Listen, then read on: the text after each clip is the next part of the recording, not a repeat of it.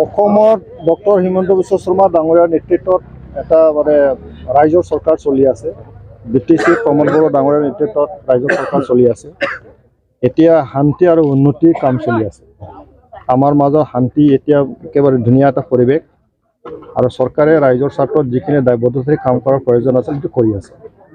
আজি অসম চৰকাৰৰ মুখ্যমন্ত্ৰী পকীকৰণ আঁচনিৰ অধীনত আমাৰ ই কাজলগাঁও মিউনিচিপালিটিৰ অন্তৰ্গত কেইবাটাও আমাৰ আঁচনি আজি উদ্বোধন হ'ব, আৰম্ভণি হ'ব।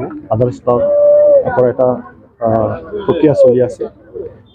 এই মুহূৰ্তত আমি আছোঁ আমাৰ 1 নং চালজৰা কাজলগাঁও। এইটো হ'ল কাজলগাঁও মিউনিচিপালিটিৰ অন্তৰ্গত আহে।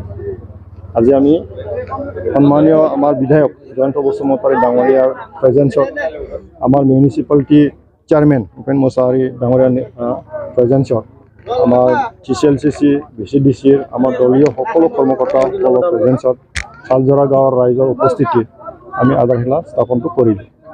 ইয়াৰ দ্বাৰাই এটা দীঘলীয়া মানুহৰ যিটো অসুবিধা আঁতৰি যাব আৰু এই ধৰণৰ আমাৰ BTC চৰকাৰ অসম চৰকাৰে ৰাইজৰ যিটো উন্নয়ন তীব্ৰতাৰে কাম কৰাৰ কাৰণে এতিয়া আঁচনিবোৰ লৈ আছে। গতিকে আগন্তুক দিনত আমাৰ BTC অঞ্চলত স্থায়ী শান্তিটো আমি বজাই ৰাখিব লাগিব আৰু লগে লগে উন্নতিটো আমি কৰিব লাগিব। এতিয়া দিনে ৰাতি মানুহে কাম কৰা এটা পৰিৱেশ আমি পাইছোঁ। গতিকে উন্নয়নৰ কাৰণে এতিয়া তৰম্বিতভাৱে আমি কাম কৰিব। ঠিক আছে।